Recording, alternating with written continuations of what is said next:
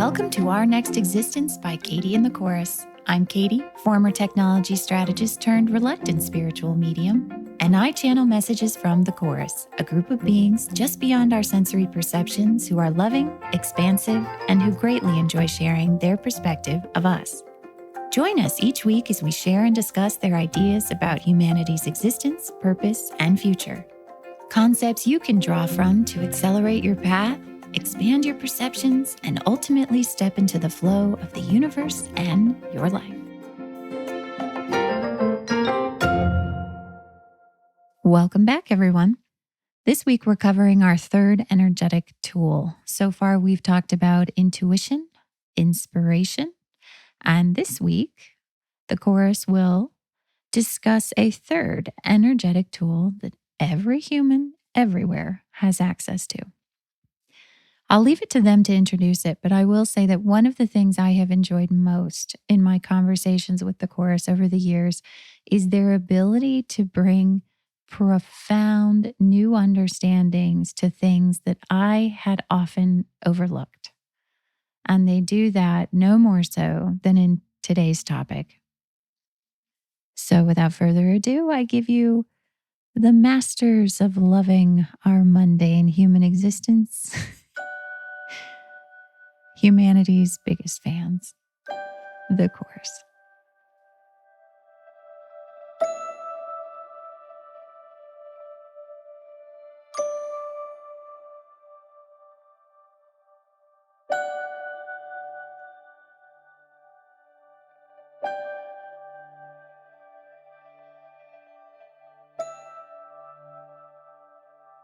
Greetings, beloved ones. We would like to continue today on the topic of your energetic tools, for there is much yet left to discover. Thus far, when we have spoken about your energetic tools, we have pointed to the fact or suggested that these are names for things, these are names for capabilities that you have to detect and understand the energy around you. Up until now, the human existence, based on what you are able to recall, has been limited to the perception of the environment around you on the 5 senses frequencies. There is more about the environment around you that you are beginning to perceive by way of these senses. We have begun with senses that you are perhaps quite clear on. The idea of intuition, of a knowing that underlies your actions and thoughts and behaviors in day-to-day life. Perhaps a little more perceptive and beyond that is the perception of inspiration, a joyful moving in a direction of a thing that you would like to do or be or think about. Inspiration is a calling. It is a tug. It is a gentle nudge in a direction that you would like to follow. As you begin to better understand and to better acquaint yourselves, consciously speaking, with these energetic tools, you will find that the barriers between them become rather thin, and that sometimes a knowing can feel like an inspired nudge, and that sometimes an inspiration has a knowingness to it as if you always could predict that you would head in that direction. This is not a lack of understanding that causes these things to be fluid. Rather, it is your growing distinction. It is your growing energetic perceptions that allows you to experience the nuance between these things. What we have spoken about so far might seem very discrete or very specific. As you move forward, what you will discover is that the sense of these things is far more fluid. It is an aspect of the human mind and the belief systems that you have that cause yourselves to hold a perception of the distinctiveness between things, between yourself and the chair you are sitting on, between one car and another, between one person and another. The lines of delineation in your perception are very clear. As you move forward in your perception of energy, what you will discover is that the universe, creation, and energetic frequencies are far more fluid and dynamic, far more interactive and ever-changing, growing and expanding. Thus, your energetic perception or your ability to perceive the nuance in things will also expand.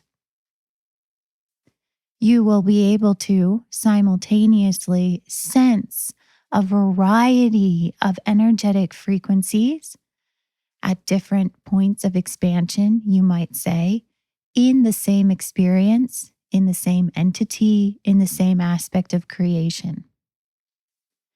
Thus, creation becomes far more diverse, far more creative, far more infinite in your perception. Thus, the next energetic tool we would like to discuss with you might seem a little vague at start to a human. For this is the beginning of your ability to sense nuance. And in the sensing of nuance to a human at the start, it can seem very subtle. But we assure you, beloved ones, this ability to perceive energy is far from subtle. In fact, it is as fundamental as the energetic tools we have discussed in the weeks prior. As you go forward, the subtlety of this energetic tool will feel more and more concrete to you until it becomes part and parcel of your every energetic perception. This energetic tool that we would like to speak of is called desire. We understand humans believe in your day and time that they have a very clear understanding of this sense of what the word desire means. There are things that you actively want in your day-to-day lives all of the time. It is rare that you would find a human in your day and age who you could ask, what is it that you desire? And who would not readily respond with a list of items or products or things or experiences that they would like to have. Also, humans of your day and time are quite aware of the fact that not all desires can be met in the moment that they are conceived, and that some desires might never be met in your lifetimes in the way that you have envisioned them in your minds.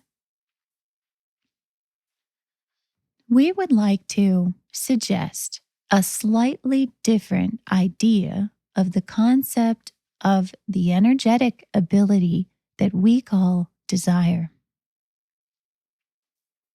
As we spoke about before, intuition is broadening your perception of the energetic frequency that you are currently on. Inspiration is a broad sense of your path of greatest expansion, calling to you in the direction of experiences and of actions and of things in your day-to-day environment that will bring you closer and closer into the flow of that path.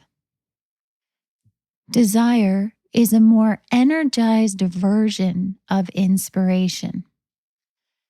As you go forward, you will find that inspiration has slightly different nuance to it, which will be helpful to you.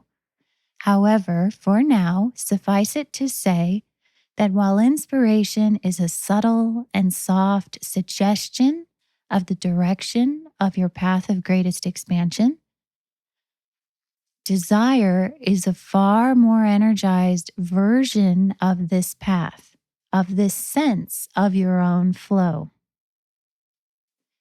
Is it not surprising then, beloved ones, that there would be so many beliefs in your belief system complex that would cause you to disallow the sense of your own desires. Is it not surprising then, beloved ones, that you have so many beliefs that would cause you to doubt or even turn away from the things that you truly desire?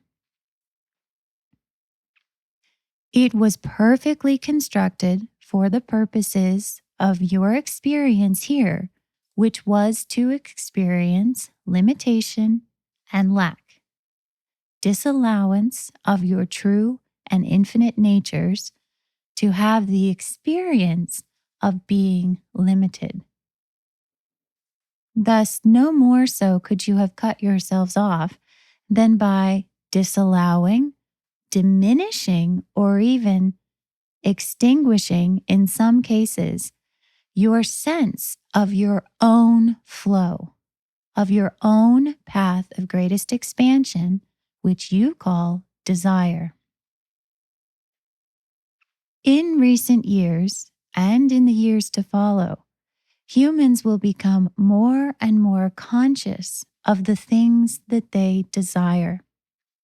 They will also become more conscious of the beliefs that they hold, which would tell them that they are unworthy, undeserving of that desire, the beliefs that tell them that that desire would be impossible to achieve, to create, or to succeed. Humans, over time, will begin to become aware of the strong energetic pull of a desire, as well as the beliefs which might have, in previous millennia, directed them away from the sense of that path. Understand, beloved ones, that energetic tools in all aspects and in all nuances are your conscious awareness of the intangible. And perhaps this makes sense to you that in your day and age, there is little that seems as intangible, yet as clear to you as the things that you want. In the days and weeks to come, you will be able to observe your own desires more and more, with fewer and fewer activation of judgments. In so doing, you will become more and more aware of the energetic differences between desires themselves. There are subtleties, there are pieces of information that are being delivered to you all the time by way of this knowing, this strong pull that you feel inside of you by way of your own desires. And perhaps nothing, beloved one, will feel as thrilling as awakening to the knowledge, to the loving trust that all your desires can and will be met infinitely.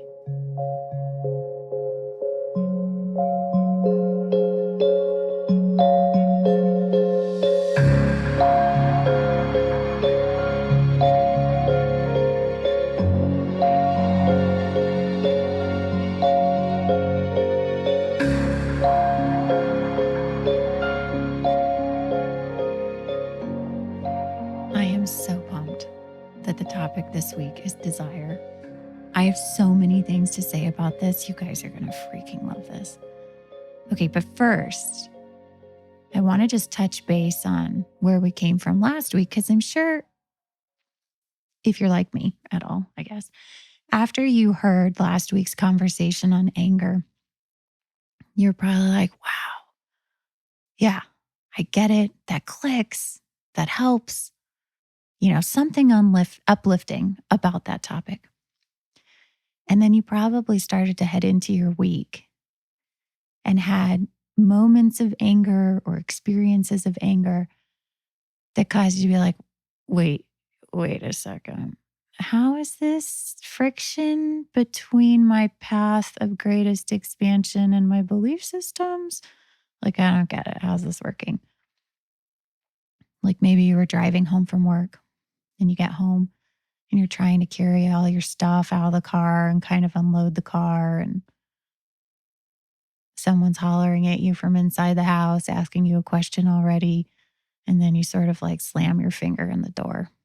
And it hurts like hell. And you start cursing. You kick the side of the door. And then something inside of you goes, "What? Friction?" As if you suddenly recall the topic from last week and you say, "Wait, how is that this? Because I just smashed my finger. I'm carrying a ton of stuff. There's a lot going on. Like, how could this possibly be friction?" And before I answer that, I want to point to what they said a couple weeks ago about how humans learn. We have colossal belief systems that cause us to believe that if we break something down further, we will understand it better. And the course's suggestion was that rather, by moving forwards, by expanding in your understanding of all things, you will very naturally expand in your understanding of that thing. And so I will answer this question. But what I want you to feel within yourself as I answer it is if the clarity feels as expansive, as uplifting, and as awesome as it did after you first heard that explanation of anger in that podcast episode, or if the answer feels a little bit downshifted, a little bit not as expansive. And if it also seems to energize more specific questions. Okay, you ready? All right, so keep an eye on your internal gauge. Okay, so what I would say was, well, what were you thinking about on the way home? And you'd be like, I don't know, I was driving, I was kind of zoned out. I guess I was thinking about my job and how stuff went that day and stuff people said in the meeting. And I go, uh-huh. And how'd the drive go? Well, it was fine. I don't know. Somebody cut me off, but that's like regular traffic, right? And I go, uh-huh. And I say, and then what kind of stuff were you picking up as you were getting out of the car? Oh, I don't know, all the junk that everybody leaves in there, like the dog bowl and stuff that I always put in there that I shouldn't. I know I shouldn't keep my car that dirty. Uh-huh. Yeah. Yeah, you were in friction the whole ride home. You might have even been in friction at work when you're thinking about things you should do or should have said or didn't say but wanted to say. And that larger part of you is telling you all these things you wish you could do. Hmm. And then when you're picking up all the stuff out of your car, and you're telling yourself the way you should keep your car and how all that should work. And then the larger part of you loves you infinitely and is saying, nah, it's fine. Leave it all in the car. Who cares? But you pick it up anyway. And then somebody's hollering a question at you from inside the house already. And you feel like you should answer them, or maybe you should have already thought to answer that, or etc.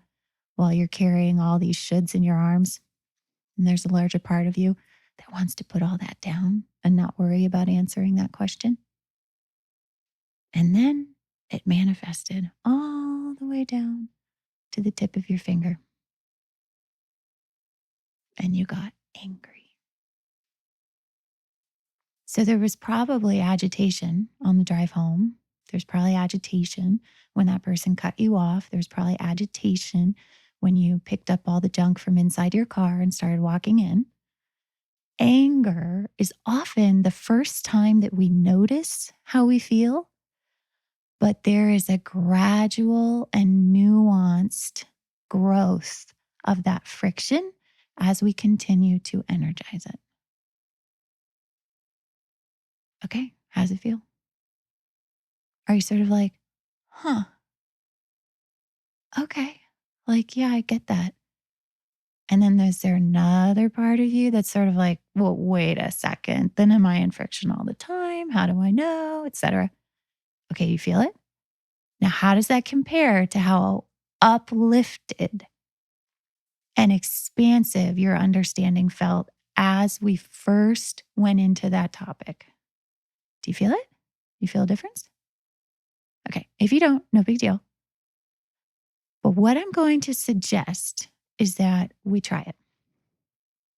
Let's try learning the way that the chorus suggests it by expanding into the next topic and see if that expands our understanding of anger, of a different topic, as opposed to making a 10-part series on anger where we continually talk about it in more and more detail and in different angles.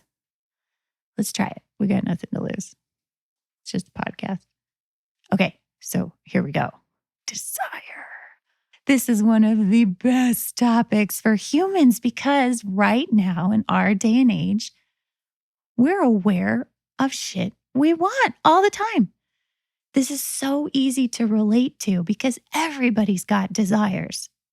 And you might say, well, Katie, obviously, that's not a stunner that all humans have desires. But is it? If you notice, the chorus in their message today very subtly suggested that right now, in our day and age, humans are aware of a concept that they call desire. Meaning, humans of other days and ages may not have so much have had that. And I know when they say you have an energetic tool and it's called desire, that may feel a little underwhelming to some of us because when we hear energetic tools, we're like, yeah, let's levitate stuff with our mind and be psychically connected and move beyond words, things like that. And not to say that that stuff's not possible, but from the chorus's standpoint, they are looking at us as infinite beings that are consciously expanding from a point of limitation. And therefore, the things that are the most amazing to them are the aspects of ourselves that we are reawakening or awakening to having, which give us a broader read of the universe beyond what has been in our limited perception here in the game.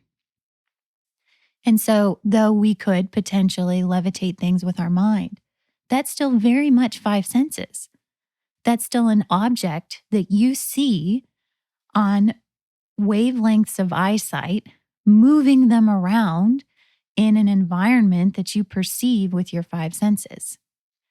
And they're saying there are broader things out there. There's more out there than what you have allowed yourselves to perceive. And these energetic tools are the beginning of how humanity is doing this.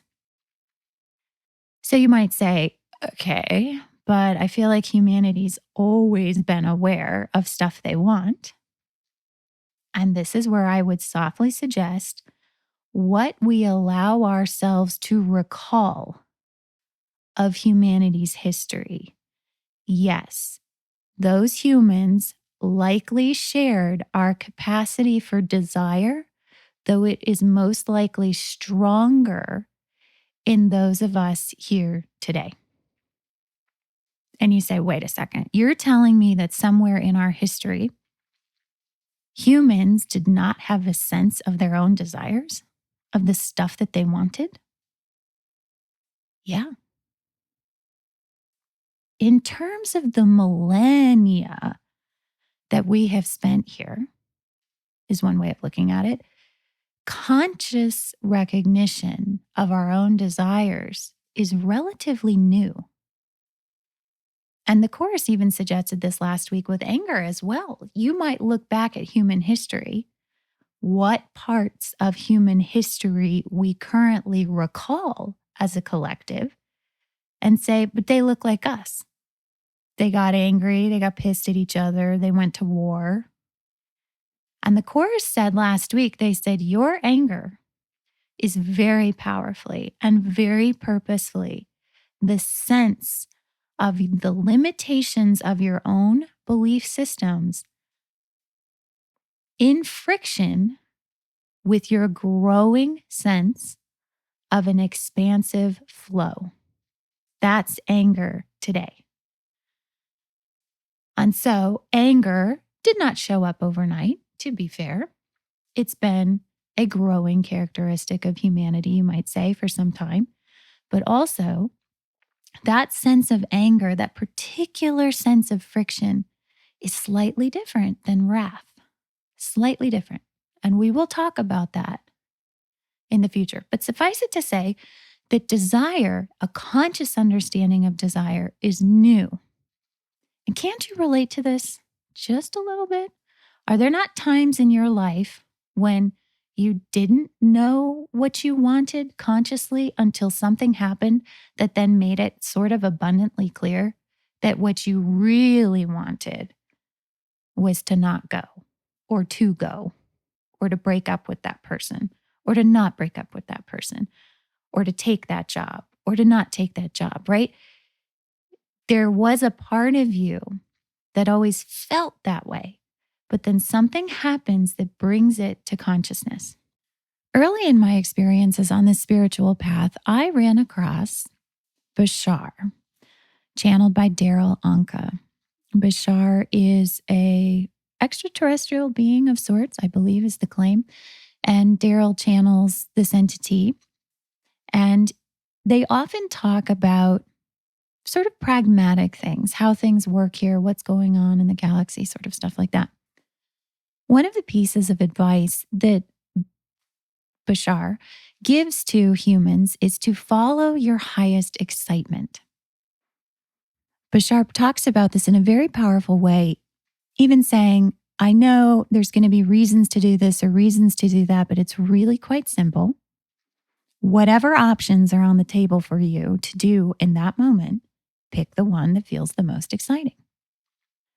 And even as different guests come up and ask him different questions about they're struggling with something in their life and they don't know whether or not to do it, he always goes back to this methodology, or did, and would say, well, is that your path of highest excitement? Is that your highest excitement? Which would always sort of bring up a human, as they're sitting there and they'd be like, it sort of breaks the thinking cycle, the analysis that's going on about what do I want to do, and just brings it up a level to, well, what feels like what you most want to do. This distance between the rational thinking of evaluation of what to do next versus how do I feel? What do I want to do? What feels exciting or desirous to me? That distance is the difference between energetically resonating wholly and completely with the belief system complex, all the beliefs of our existence here, and a slightly more expanded consciousness that can turn around and look at all those beliefs and say, I see what I'm thinking, I see what I'm evaluating, but I feel like I really want this. Early on, when I started listening to Bashar, I actually had a lot of confusion because I would say, I think I know what's my highest excitement. And then I would almost as instantly not be sure. So I'm really excited to get all this stuff done today. I'd be like, yeah, that's it. And then I'd be like, wait a second. Am I excited because of how I'll feel when it's done? Or am I actually excited to do it? And then I would go on and I would say, oh, yeah, I'm really excited to have this for lunch. And I would say, wait, am I excited because it's like a sanctioned food that I feel healthy when I eat? Or is it because I'm genuinely excited to eat it? And do you know what? Even as I asked myself these questions, it was hard to know. It was hard to be certain. No, I'm excited to get this stuff done. Wait a minute. I'm excited to get it done, or I'm excited to get it done. which is understandable because for a great many millennia here, we were not conscious of our own desires. These things were even more nebulous than they are today, where we were simply driven by our belief systems, and we never sort of drew up and asked ourselves, wait, is that what I'm excited to do? Is that what I want to do? What is this thing called want? What is this feeling called desire? Now, as the chorus pointed out, there are a great many belief systems that prevent us from following our desire. And you can imagine that this was by design, as they said. For if you are here in the experience of great limitation, and you can easily follow the scent of your desire, it sort of disrupts the experience of limitation. For as many others have said, by following your desire, by moving in the direction of your bliss, by pursuing that which gives you joy, etc., all that great advice, the energetic schema of that choice of action is basically that by following that path of desire, you are actually taking the shortest or the most effective or the most flowing path in the direction of your expansion. And this is perhaps the next thing that the chorus was alluding to. They were saying, look, desire has information in it.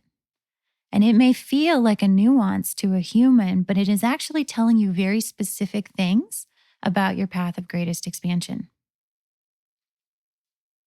Energetically, it is pointing you in a direction that is accelerated or the most flowing, or however you want to put it.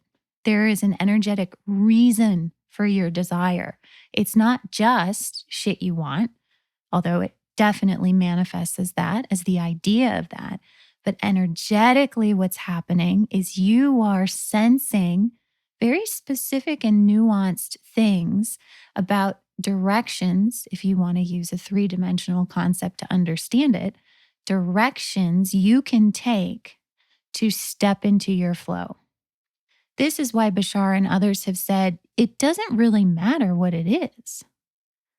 So it doesn't really matter out of all the options on the table if you can finish that piece of work you've been working on or take a break and go for a walk. If the walk feels more exciting to you or more desirous to you, then simply by taking that walk, all things in your life move forward. And a human would be like, how is that possible? Going on a walk has nothing to do with my marriage, with my finances, with my car, with you name it. And they're saying energetically it does because you vibrate, you resonate. And so you are always creating your own experience of the environment that you are in. And so simply by taking that walk, energetically, you have made a different choice, and you have made a choice in the direction of flow. Now, what happens when you're on that walk and all you are is completely stressed about the thing that you should have stayed and completed, right? Or that was my question. Am I actually excited to get all this stuff done and that's my path of excitement? Or am I excited about that simply because I'll feel better once it's all done? And a human, as usual, can break down the feeling of excitement into finer and finer and finer questions, into more and more specific questions. This is very difficult for beings who are not human to relate to, because to them, we are expansive beings awakening to all of this, and they are having a grand old time explaining to infinite beings their infinite nature. And so it seems really cut and dry. It seems really fundamental. It's like, how do we explain to you guys your own existence? But to a human from within the perspective of the game, even the description, the definition of our own desires can feel confusing. It can feel not clear. as clear as it is to those who are more in touch with, more intact with the sense of their own flow. But the chorus said, this will grow. So even though we're going to start, in a sense, believing or feeling that these things are extremely subtle and extremely nuanced and sort of hard to gauge the difference between, it does get more clear. It does get easier because the more, remember, the cyclical nature of our environment and our existence here is that when we have a manifestation, we build a belief, and the belief affects how we perceive manifestations. That's the cyclical nature of our existence here. That is what we discussed as the origin of the karmic wheel. The idea of karma came from this understanding of the cyclical nature of the human belief system and our experiences here. So if you have an experience of desire and you recognize that desire, and then you move in that direction and you recognize that that felt good, you have just built a belief about the validity of that option. Maybe a week or two passes and then you come up to another conscious understanding of a desire. And you have a lifetime of all the reasons, and you have lifetimes worth of all the reasons in the belief system complex to draw upon to not follow your desire. However, there is now one in the mix in the belief system complex that says, we followed our desire last time and it wasn't so bad. Maybe we should try it again. And so then you follow it again. And then it seems to feel even stronger. And so you repeat that process over and over and over again. And what you start to build is essentially a new belief system complex, you could say, or a different pocket in our belief system complex, wherein your experiences become more and more tangible on the five senses frequencies because there are beliefs that support the clarity of those manifestations. And so your desire moves from being not even consciously recognized to being more and more obvious to you, to being more and more what you are compelled to follow or move in the direction of, regardless of what other beliefs, judgments, and analyses are telling you would be more prudent to follow instead. All right, so let's try it. We're going to play a game. It's called Desire or Inspiration. And you say, what? And I say, hold on. Last week we talked about inspiration as an energetic tool. And this week when the chorus brought it up, they said it's a softer, broader nudge. Isn't that true? Isn't that true that inspiration comes through as sort of this inkling, kind of comes in out of nowhere, like, oh, that sounds great. But a desire, far more solid, far more tangible. Can you feel it already? That's the beginning of a nuanced understanding of your energetic perceptions. So let's play with it. Okay, so I'm going to give you a thing, and then you tell me if that's an inspiration or a desire. Stick with me. It's going to be worth it. Okay, ready? Let's say you're sitting at your desk working on something, and then you get an inkling. I should go into the kitchen and grab some food. Inspiration or desire? Okay. You keep sitting there for a little while longer. You're writing or doing something. And then the thought passes through a second time. Yeah, I'm getting hungry. I should really go get some food. Inspiration or desire? Okay. Now you've been sitting there for 15 or 20 minutes and your stomach is starting to grumble. And you think, okay, I really got to take a break and go get some food. Inspiration or desire? You walk into the kitchen and you throw open the pantry thinking about what you've eaten today, what you haven't eaten today, what you should eat today. And then you see a box of something decadent that you bought for yourself or that a friend gave to you recently as a special treat. And you think, oh, I want to shove all of those in my face right now. I'm so hungry. Inspiration or desire? Did you notice the progression? Of course you did. It's kind of obvious, right? It starts as like a subtle thing, and then it gets kind of more and more and more in your face until when you walk into the kitchen and you see that box, it is very obvious what you want to do. But then the question for a human as they stand confronted with that desire is all of the analysis that goes into that choice.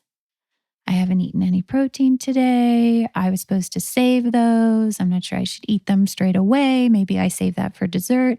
Blah, blah, blah, blah, blah, blah, blah. But the desire was very, very clear by the time you got to the pantry. When you first got the hunger pain, did you yet have a desire for food? Or had it not yet become that strong? Right? Which sensation was closer to the actual manifestation on 5 senses wavelengths? The inspiration or the desire? Very good. Obviously, the desire. Okay, let's do it again. Inspiration or desire. And I will give you an example from my own life. So this time we'll shift over to you seeing it as an objective bystander. So we're going to try and shift a little bit how we're experiencing these things. Okay. So many, many years ago, I had a job where I had to leave my house at 4 a.m. every Monday morning to get on a plane. Every Monday morning was a slog. It was super hard. I'd pack the night before. I'd be totally bummed about having to get on a plane. It wasn't always so bad once I was on the plane. It was just really hard to get up that early. And I wasn't totally in love with the travel or the job. So I got to know this one cabbie. And so I got his number and he'd come pick me up every Monday. And that was kind of helped. And I'd sit in the back of the cab on the way to the airport, kind of looking out with the darkness because it was still pitch black out. And I'd sort of muse or dream about other jobs that people had where they didn't have to travel, other ways that, people lived or the people I was driving by and what they were doing. Inspiration or desire? Now here you might say neither. You were just sort of zoning out in the back of a cab on the way to the airport, right? Okay, I'm going to keep going. So every Monday I kind of continued this constant returning to that frequency. Get in the cab, dream about how else life could be, go to work for a week. And then one Monday morning, I'm standing in the airport. The security line is just unimaginably long, worse than I've ever seen it. And I get there every Monday. And there's this part where these two lines merge together into a single security line.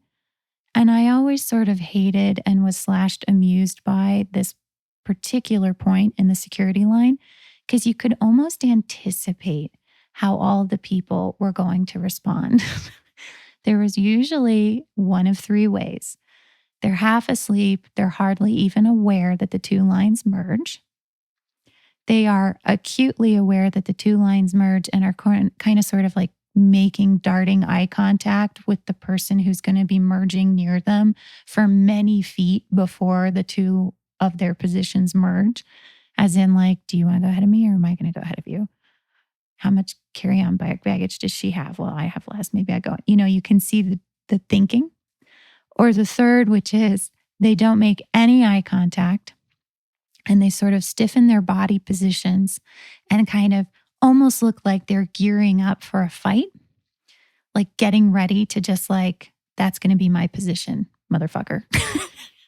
It's 5 o'clock in the morning in an airport, and they're getting ready to fight over a difference of one person's position in a security line. You know, I know you've been there. The stress in airports is something otherworldly. So I'm standing there in line. I'm getting closer and closer to the merge point. And my companion, my counterpart in the other line, is already stiffening, grumbling, pulling his chin down into his neck, pushing his carry-on bag sort of more and more forwards. I was prepared to let him go in front of me. And then as we got closer and closer, I started to get more agitated. I know this has happened to you. And so I was sort of like, no, like really, I'm supposed to merge in front of him. Do you believe this? Do you believe this shit humans do? Oh my God. So we get closer and closer together.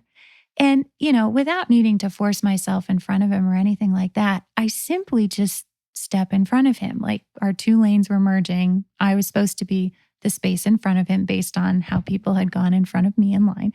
And I simply just stepped into the line. And then from behind me, behind my back, I heard him say, "That should have fucking been my spot." Something awful like that. And have you ever felt that? Someone's energy? And I mean, it really did feel like I got pushed from behind. And the whole thing was so ridiculous, so predictable. And in that moment, as I like took an exhale and just like stared up at the ceiling, and I turned around to him and I said, "Do you want to go in front of me?" And he went, "No." Sort of like yanked backwards on his rolling on suitcase. And I turned around and a thought came through to me as clear as day. I'm going to sell everything I own and move to Mexico. Inspiration or desire? That thought in that moment was so clear and so different from everything I was surrounded by on the five senses frequencies. It felt like truly a breath of fresh air. It felt like salvation. It felt like hope. And it was so obvious to me, the desire, that I really took notice of it. I really thought that came in from somewhere else. That was not the result of a train of thought. That was something new.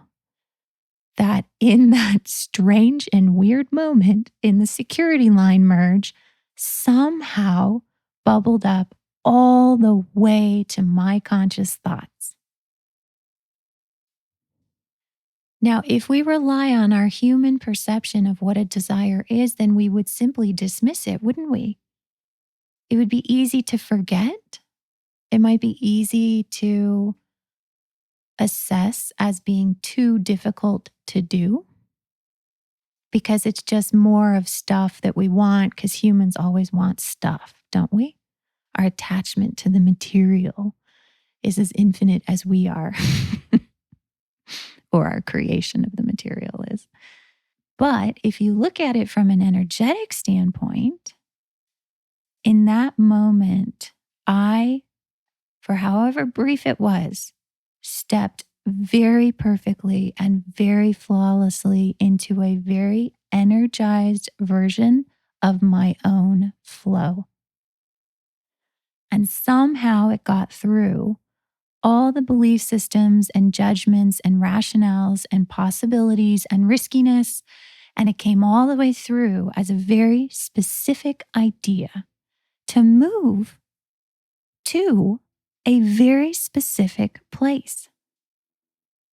And a human might say, but I don't understand how that accelerates anything in my life. I don't see how selling everything I own and moving to that place will help me achieve everything I've always wanted to achieve. You won't. Not from that vantage point. One of the things that the Chorus and I talked about early on in our relationship to our desire and how it is energetic is that you are being given a signpost to the next most valuable, next most flowing spot on your path. And once you move in that direction, the next step will be manifested for you. But not until you move, because you have not yet achieved that vantage point.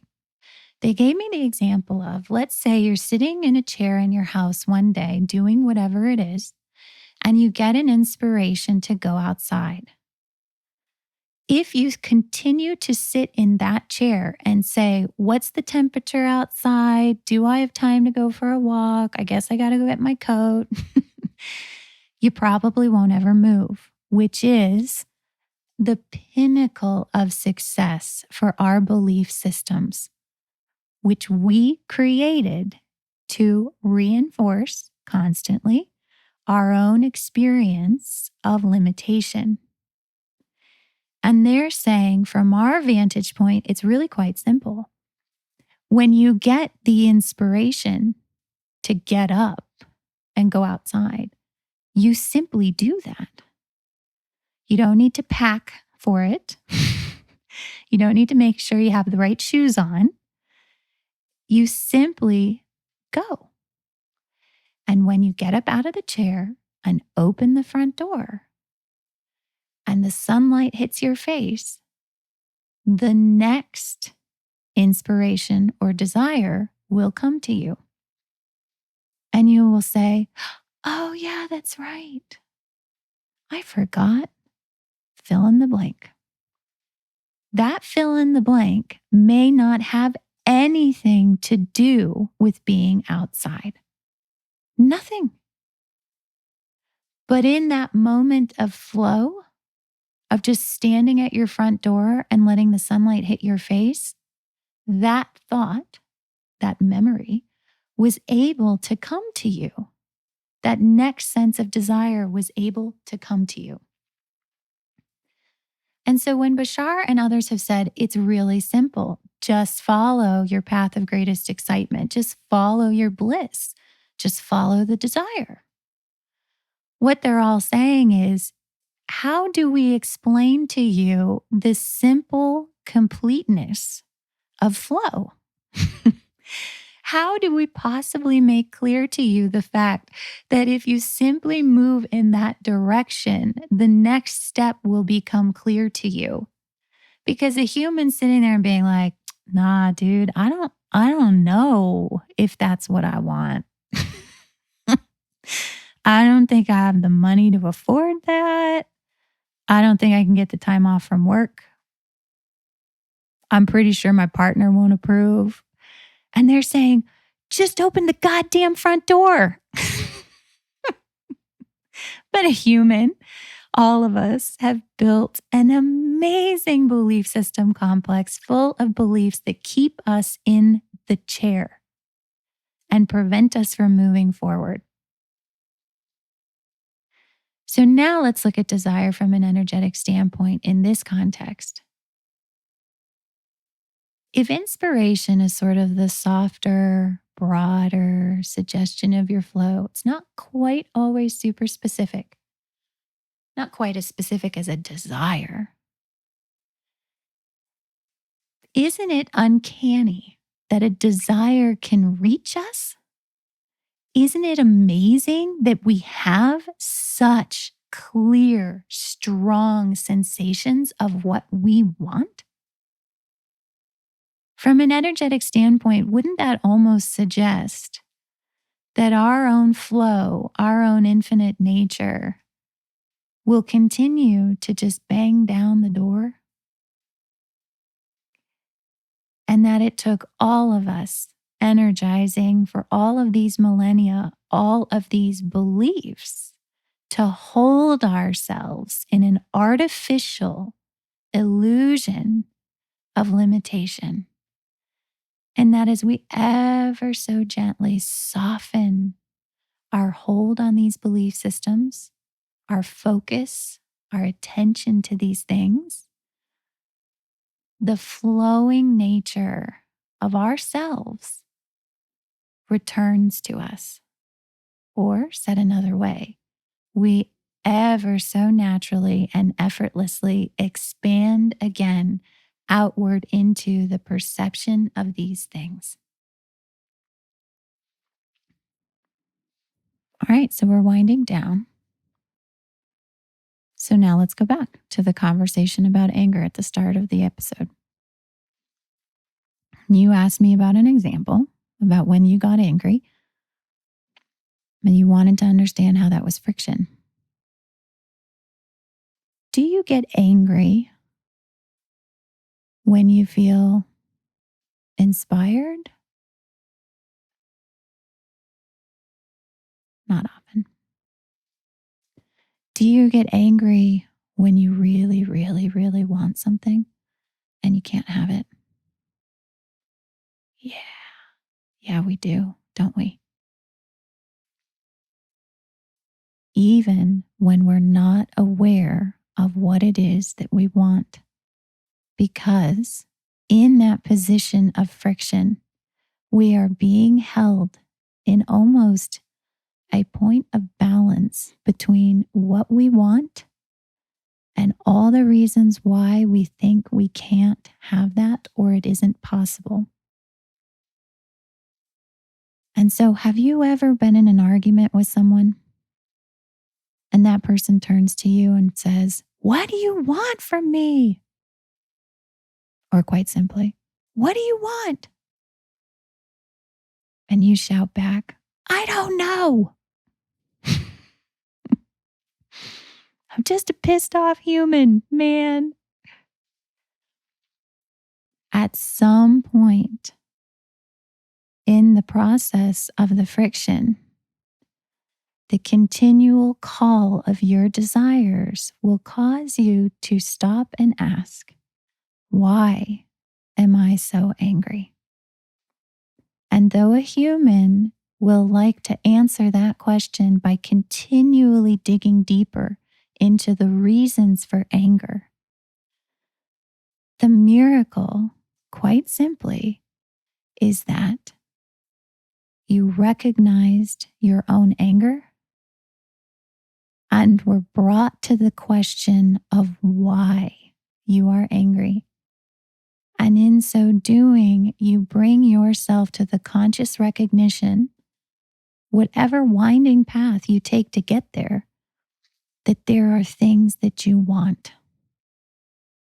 And though the whole world may be telling you that you can't or shouldn't or won't be able to, what you are starting to hear and be aware of is the continual, invincible clarity of the sense of your own desire. In that example, the friction of the drive home, the gathering the junk from the car, the hollering to someone in the house, and the slamming of your finger in the door are all a subset or an output of the fact that you were brought to an experience that caused you to question, why am I angry? And in that open space, the clarity of the things that you want steps into the light. For what it's worth, I did move to Mexico. And I didn't know what I would do or how it would work or why that was the place to be. But I did. And you know what? It all made sense once I got there.